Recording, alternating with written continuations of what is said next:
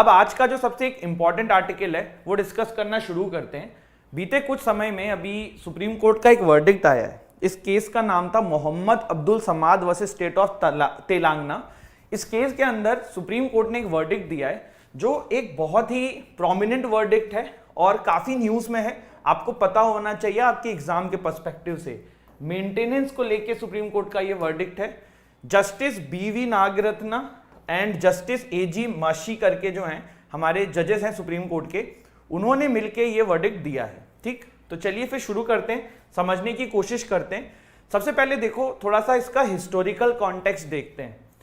मुस्लिम personal law शरीयत application act 1937, ये मैं यहाँ पे टर्म को यूज कर रहा हूँ।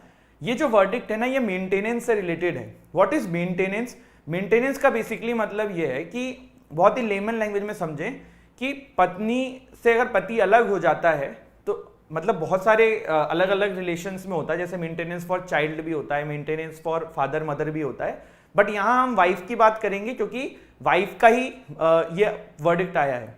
तो जो मेंटेनेंस का बेसिकली मतलब ये है कि पत्नी से अगर पति अलग हो जाता है, डाइवोर्स हो जाता है, तो पत्नी का पालन पोषण के लिए, उनका दिनचर्या के जीवन को पालने के लिए जो पैसा दिया जाता है उसे मेंटेनेंस कहा जाता है। ठीक है, ये मेंटेनेंस जो है ना, पहली बार आप 1985 में काफी न्यूज में आया था मुस्लिम कम्युनिटी के अंदर में, शाहबानो केस के दौरान।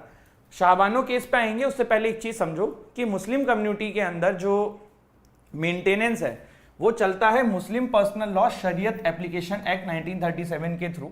देखो दो टाइप के कानून होते हैं, एक होता है सेकुलर लॉ और एक होता है पर्सनल लॉ। सेकुलर लॉ जैसे हो गए आपके आईपीसी, सीआरपीसी, इस तरीके के। पर्सनल लॉ हो गए जैसे कि आपका मुस्लिम पर्सनल लॉ शरीयत एप्लीकेशन एक्ट 1937।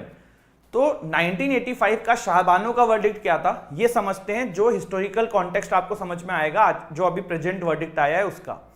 शाहबानो एक 62 ईयर्स ओल्ड महिला थी और इनके पति ने इनको छोड़ दिया था और इन्होंने अपने पति से मेंटेनेंस मांगा। इनके बच्चे भी थे। इन्होंने कहा कि यार तुमने तो मुझे छोड़ दिया है बट अब मैं अपना घर कैसे चलाऊंगी, आई नीड मेंटेनेंस। तो पति ने बोला कि ठीक है, जो मुस्लिम पर्सनल लॉ है उसके तहत 3 महीने जो इद्दत पीरियड होता है उतने टाइम के लिए मेंटेनेंस देना पड़ता है और मैं उतना दे दूंगा, उसके बाद मैं नहीं दूंगा। ये परेशान थी, अपने वकील के पास गई, मतलब इन्होंने एक वकील किया। उस वकील ने बोला कि आप केस फाइल कर दीजिए और उसके बाद एक केस फाइल होता है जिसको हम शाहबानो केस के नाम से जानते हैं, मोहम्मद अहमद खान वर्सेस शाहबानो बेगम। इस केस के अंदर कोर्ट जो है वो ये वर्डिक्ट देती है कि सीआरपीसी का जो 125 का जो मेंटेनेंस का जो सेक्शन है उसके तहत शाहबानो को जो है मेंटेनेंस मिलते रहना चाहिए। उसके बाद पूरे भारत के अंदर हमें देखने को मिलता है कि मैसिव लेवल पे प्रोटेस्ट होती हैं अगेंस्ट दिस वर्डिक्ट, क्योंकि लोगों को ये लगता है, मुस्लिम कम्युनिटी को ये लगता है कि हमारे पर्सनल लॉ में इंटरफेयर किया जा रहा है, हम हमारे इस्लाम के तहत अपनी चीज़ों को करते हैं, इसमें एक नई चीज़ ऊपर से लाके थोप दी जा रही है और काफ़ी सारा वायलेंस देखने को मिला, काफ़ी सारी चीज़ें देखने को मिली। और 1985 में जब ये वर्डिक्ट आया था उस समय राजीव गांधी जी की सरकार थी और सीधे मैं बोलूँ तो देखो कांग्रेस जो है उस समय मुस्लिम वोट बैंक काफ़ी ज़्यादा था उनका। तो जब राजीव गांधी जी को ये चीज़ समझ में आई कि मुस्लिम कम्युनिटी जो है इस चीज़ से नाराज़ हो रही है, तो 1986 में इस पर्टिकुलर वर्डिक्ट को ख़त्म करने के लिए राजीव गांधी जी के द्वारा एक कानून लाया जाता है जिसका नाम था Muslim women protection of rights on divorce act 1986। Basically इस केस के अंदर जो है, जो सीआरपीसी 125 के तहत मेंटेनेंस दिया गया था शाहबानो जी को, या वो एक नया टाइप का प्रेसिडेंट सेट हुआ था, उसे खत्म कर दिया गया। राजीव गांधी जी के इस लॉ के तहत वापस से पुरानी वाली चीजें रिस्टोर कर दी गई। फिर मुस्लिम कम्युनिटी जो है वो जो पूरा वायलेंस प्रोटेस्ट एंड सब था वो शांत हुआ, सारी चीजें हुई। फिर 2001 के अंदर Daniel Latifi versus Union of India के अंदर इस केस के अंदर ये जो वर्डिक्ट आया था 1986 का, इसको फिर से सही ठहरा दिया गया। अब क्या हुआ, प्रेजेंट जो कंटेक्स्ट है वो अब बहुत इंपॉर्टेंट है, वो अब समझते हैं। जो प्रेजेंट केस है इसका नाम है Mohammad Abdul Samad versus state of Telangana. इस केस के अंदर जस्टिस बीवी नागरत्ना एंड माशी जी ने ये डिसाइड किया कि ये मुस्लिम वुमेन का चॉइस है कि वो सीआरपीसी के तहत, जो कि आज की डेट में बीएनएसएस हो चुका है, या उसके तहत मेंटेनेंस मांगती हैं या वो शरीयत के अकॉर्डिंग मांगती हैं। मतलब ये वुमेन्स के ऊपर चॉइस छोड़ दिया गया है। तो आप ये देख सकते हैं कि कितना ज्यादा इंपावर किया गया है। पहले प्रॉब्लम क्या हो रही थी, पहले इस कानून के तहत ये देखने को मिल रहा था कि भैया मोस्टली जो है वो शरीयत के थ्रू मेंटेनेंस मांग रहे थे, और शरीयत के थ्रू मेंटेनेंस में हम देख रहे थे कि 3 महीने का ही मेंटेनेंस था इद्दत पीरियड तक। बट अब यहां पे कर दिया गया है क्या, वुमेन का चॉइस, कि भैया आपकी मर्जी है। अगर आपको लगता है आप सीआरपीसी, जो कि प्रेजेंट में बीएनएसएस है, उसके तहत जो 125 सीआरपीसी का पहले सेक्शन था उसके तहत आप लेना चाहें, या फिर आप अपना शरीयत के अकॉर्डिंग लेना चाहें। एक बहुत ही इंपॉर्टेंट क्वेश्चन यहां से निकल के आएगा कि बीएनएसएस के अंदर मेंटेनेंस को लेके कौन सा सेक्शन है। तो if I am not wrong it section 144, एक बार आप क्रॉस चेक कर लेना। सेक्शन 144 जो कि 125 ऑफ सीआरपीसी था, जिसके ऊपर पूरा ये वर्डिक्ट है, वो अब बीएनएसएस के अंदर सेक्शन 144 हो चुका है। एक बार इसको क्रॉस चेक भी कर लेना, ठीक है। ये आप लोगों का एक और आज का काम है। तो ये वर्डिक्ट यहां पे ये आया। इसके बाद थोड़ा सा देखो, सेक्शन चेंज हुआ वो अलग बात है, बट कंटेंट चेंज नहीं हुआ है। तो जो 125 ऑफ सीआरपीसी था वो क्या पावर देता था, तो सीआरपीसी का जो 125 था वो magistrate of the first class को ये पावर देता था कि दे कैन ऑर्डर क्या, a person with sufficient means to make a monthly allowance for the maintenance of his wife if she is unable to maintain herself, his legitimate or illegitimate minor, whether married or not, unable to maintain it himself, फिर his legitimate or illegitimate adult child with physical or mental abnormalities or injuries that render them unable to maintain themselves, ठीक, या फिर his father or mother unable to maintain themselves। तो maintenance में सारी चीजें आती हैं। ये जो प्रेजेंट कॉन्टेक्स्ट था वो मैरिज वाला ज्यादा था, डाइवोर्स वाला ज्यादा था, तो इसीलिए हमने वो वाले एंगल से उसको देखा। But this is what section 125 of CrPC says, ठीक। इसके बाद देखो, आपको याद होगा कि इसी तरीके का एक पर्सनल लॉ पे मुद्दा आया था, ट्रिपल तलाक वाला, शायरा बानो केस के अंदर, जिसमें सुप्रीम कोर्ट ने ट्रिपल तलाक को घोषित कर दिया था अनकॉन्स्टिट्यूशनल। और हमारी गवर्नमेंट जो है Muslim women protection of rights on marriage act 2019 के तहत इसको क्रिमिनलाइज कर देती है। तो वहां पे भी आपने इस तरीके की चीज देखी थी। तो ये भी बहुत एक इंपॉर्टेंट वर्डिक्ट है पर्सनल लॉ से रिलेटेड। शायरा बानो केस था, if I am not wrong, जिसमें अनकॉन्स्टिट्यूशनल सुप्रीम कोर्ट ने घोषित किया था।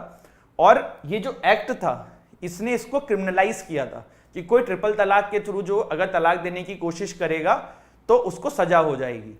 ट्रिपल तलाक क्या था, बेसिकली ट्रिपल तलाक में ये था कि कोई एक्स नाम का बंदा अगर वाई नाम की बंदी को तलाक देना चाहता है इस्लाम के अंदर, तो वो 3 बार तलाक बोलेगा, तलाक तलाक तलाक, और वो तलाक हो जाएगा। यहां पे देखो सबसे बड़ी चीज थी कि ये सिर्फ मैन वुमेन को कर सकते थे, वुमेन मैन को नहीं कर सकती थी। दूसरा यहाँ पे प्रॉब्लम ये था कि देखो बहुत बार लड़ाइयां होती हैं आपके भी दोस्ती यारी में, जो जिनकी आपने जिम्मेदारियां उठा रखी हैं आज की डेट में, अगर चाहने वालों में आपकी भी लड़ाइयां होती होंगी ना। बहुत बार गुस्से में हम बहुत कुछ बोल जाते हैं जो हम मीन नहीं करते हैं। हमारे पेरेंट्स में लड़ाई हो जाती है, वो मम्मी पापा कितनी बार नाराज हो जाते होंगे। तो अब गुस्से में 3 बार तलाक तलाक बोलना is not a big deal. बहुत बार ऐसी चीजें देखने को मिलती थी। अब आप बोलोगे चलो सर 3 बार तलाक तलाक तलाक बोल दिया, कोई बात नहीं, तलाक हो जाता होगा, फिर वो फिर से शादी कर लें, खत्म बात। तो देखो इस्लाम में ना ये तलाक तलाक तलाक कोई इतना इजीली ना बोले, इसके लिए प्रोसेस बहुत मतलब खतरनाक टाइप से बनाई गई है, स्ट्रिक्ट बनाई गई थी। जैसे कि अगर किसी ने तलाक तलाक तलाक बोल के किसी को तलाक दे दिया, अब वो वापस से उससे शादी करना चाहता है, तो जो वुमेन है ना उसे पहले किसी दूसरे बंदे के साथ रीमैरिज करनी पड़ेगी and then only she can marry to the पहला वाला गाय। और वो मैरिज में सिर्फ मैरिज नहीं है, वो कॉन्जमेट भी करना पड़ेगा। ये पूरा बाकायदा प्रोसेस था। इसके अलावा अगर आप अब यहाँ पे ये सोचें कि सर अगर तलाक तलाक तलाक बोल दिया किसी ने तो ठीक है, वो तो हमें और उसको पता है, हम पूरे समाज को नहीं बताएंगे तो वो बात छुप जाएगी। तो देखो इसमें भी बहुत प्रॉब्लम्स देखने को मिलती थी। जैसे कि आपको मैं एक एग्जांपल बताता हूं, मान लो एक्स ने वाई को गुस्से में तलाक तलाक तलाक बोल दिया। अब अगले दिन वो लोग कहते हैं कि चलो यार तो गुस्से में था, तुम्हारे मेरे बीच की बात थी, छोड़ो, ठीक। 5 साल बाद एक्स ने ऐसे ही दोस्ती यारी में अपने दोस्त को ये घटना बता दी। उसके दोस्त ने ये घटना जो है पूरे मोहल्ले में बता दी। अब जब उसके दोस्त ने ये घटना पूरे मोहल्ले में बता दी, तब सबको ये पता पड़ गया कि भैया इनका तो 5 साल पहले ही डाइवोर्स हो गया था, तब भी साथ में रह रहे हैं। अब ये हुआ कि उसी बीच में उनको बच्चा हुआ था। अब जो बच्चा हुआ वो क्या हो गया, वो लेजिटिमेट थोड़ा रह गया। जब शादी 5 साल पहले खत्म हो गई थी और बच्चा आपको उसके बाद होता है तो वो इलिजिटिमेट हो गया, नाजायज हो गया। अब इस्लाम में इलिजिटिमेट चाइल्ड को ना प्रॉपर्टी राइट्स है ना फादर का नेम वो ले सकता है। तो ये सब इश्यूज देखने को मिलते थे, जिसकी वजह से ट्रिपल तलाक को भी बैन किया गया था शायरा बाइनो केस के अंदर। और Muslim women protection of rights on marriage act 2019 के तहत इसको क्रिमिनलाइज किया गया था। मेरा एक और क्वेश्चन है आप लोगों से, क्रिमिनलाइज जो किया गया था इसमें कितने साल की सजा का प्रावधान दिया गया था? ठीक है, तो ये बेसिकली रिगार्डिंग दिस पूरा वर्डिक्ट। एक बार इसको फिर से जल्दी से रिवाइज कर लेते हैं शॉर्ट में जो जो हमने चीजें देखी हैं। देखिए, जो ये केस का नाम है मोहम्मद अब्दुल समद स्टेट ऑफ तेलंगाना, ये मुस्लिम वुमेन के मेंटेनेंस से रिलेटेड एक केस आया था, उसके ऊपर ये वर्डिक्ट आया है जस्टिस बीवी नागरत्ना, जस्टिस एजी मसीह जी का।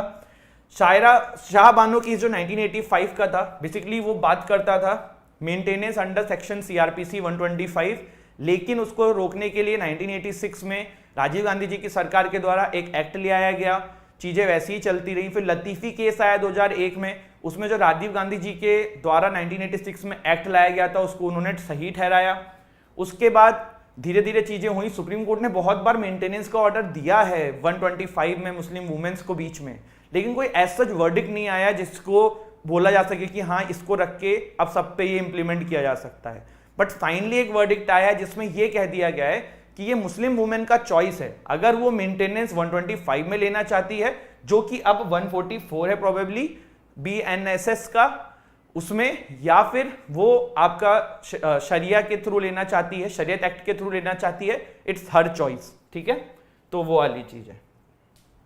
तो I hope you have find this video useful, and अगर आपको ये वीडियो अच्छी लगी हो तो don't forget to like share subscribe the channel. And if you are preparing for CLAT, NLSAT, CLAT PG, don't forget to check our app. आप हमारे description से ऐप चेक कर सकते हैं, वहाँ पे इन सभी एग्जाम्स के डिटेल में कोर्सेज अवेलेबल हैं, मॉक्स अवेलेबल हैं, बुक्स अवेलेबल हैं। हमारी टीम का कॉन्टैक्ट नंबर भी है, आप कॉन्टैक्ट करके भी हमसे ज़्यादा जानकारी ले सकते हैं। Thank you so much. जय हिंद, जय भारत।